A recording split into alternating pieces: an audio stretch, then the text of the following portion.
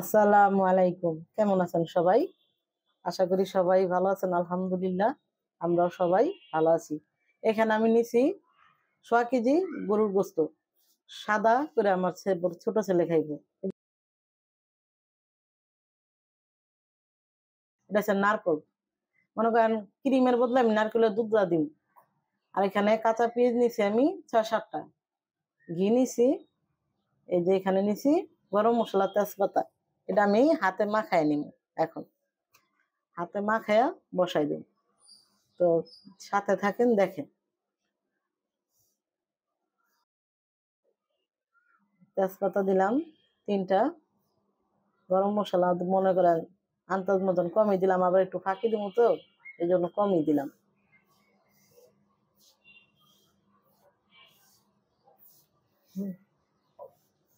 ৬টা এলাচ দিলাম।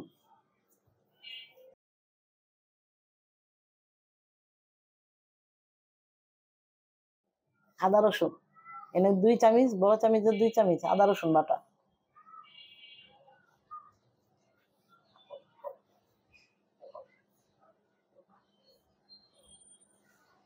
লবণ আন্দাজ মতন দিলাম, পরে লাগলে আবার দেওয়া যাইব। ঘি দিলাম ১/২ চামচ, অল্প, মানে এটা তো মিশ হয়ে যায়, মানে ঘিয়ের সাথে মাংসটার ভিতরে যায়। তেল দিলাম সয়াবিন তেল। এখানে মনে করেন ৪ চামচের মতো নেব। গরু মাংস তো একটু তেলটা বেশি দেওয়া লাগে না, যেহেতু তেল তেল। আর এখানে পেঁয়াজ দিছি আমি ৬টা বড় বড়। আর এই নারিকেলটা আমি ব্লেন্ডার করে বাইটটা তারপর আমি ওই দুধটা দিব। আপনারা তো ক্রিম দিলে ক্রিম দিয়েন। এখানে দিলাম আমি বড় চামচের ১ চামচ ধনিয়া।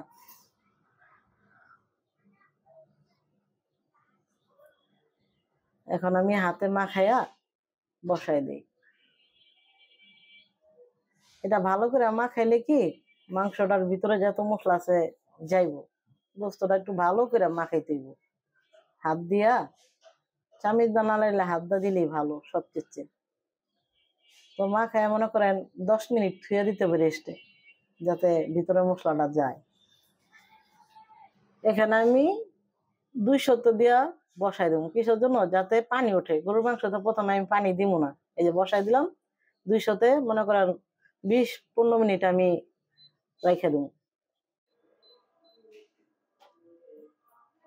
তো গোস্তটা আমি ২০ মিনিট পরে আসলাম।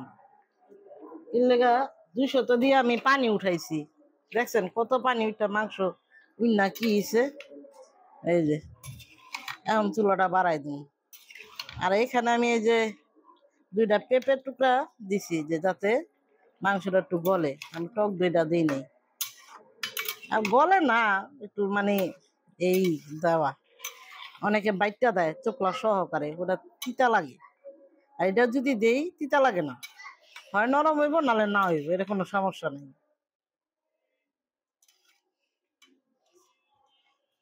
এই যে এখন আমি চুলার আঁচটা একটু বাড়াই দিব। পানি যখন উঠছে, এই যে ৬০০ দিয়ে দিলাম। ৬০০ দিয়ে আমি এই পানি দিয়ে কষাই ফেলাম। আর এই যে বউ নারকেলটা আমি বাইটটা দিছে, পরে আমি দিব। কষানো হয়ে গেলে কষানোর মধ্যে দিব, মানে পানিটা চাইকা আমি পানি দা গোলায় নিলাম।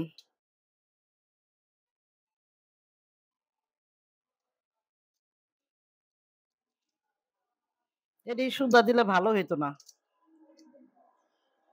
এটা তো দেশের নারকেল, একেবারে নরম, মানে তুলার মতন। একে দেশের এটা ৫টা দেশের থেকে নারকেল আনছি।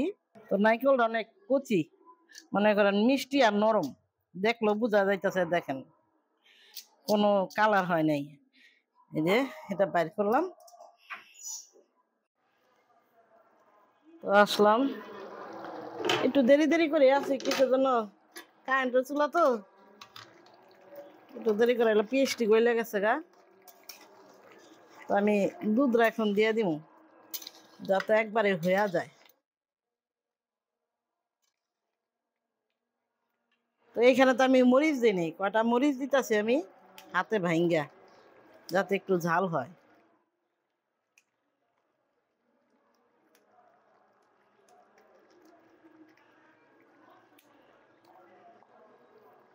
এটি তেমন মরিচ ঝাল না, আবার ভাঙ্গা দিলে ঝালও হইব, হইব না যে তা না।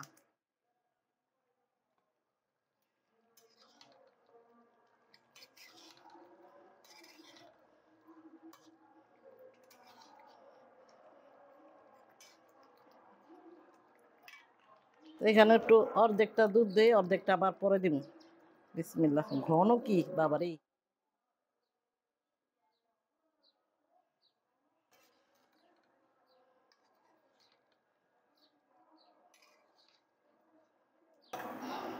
এখন ঢাইকা দেই, আর একটু পরে দিব।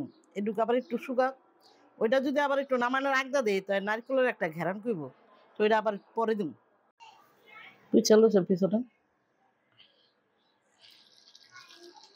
তো আমার ওইটা দিয়া পানিটা শুকায় গেছে।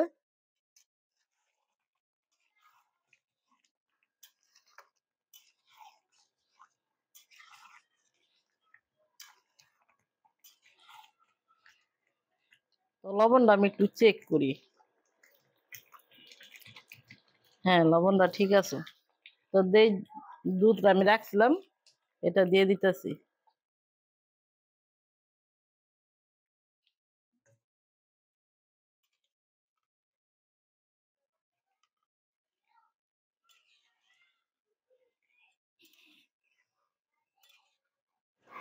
তো বাটিটা দিয়ে একটু পানি দিয়ে দিই,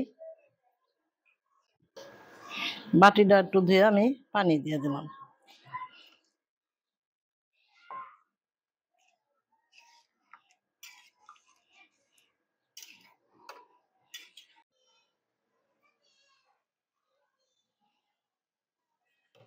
পেঁয়াজটা বাদামি কালার করলাম। একটু আমি আনাম শুকনা মরিচ দিতে হয়, তা আমি দেই নাই। তো আমি ঘরে যে শুকনা মরিচটা আমি গুঁড়া করছি ওইটা দিলাম। আর বাদামি কালারের পেঁয়াজটা 1 চামচ ঘি দিয়ে দিলাম।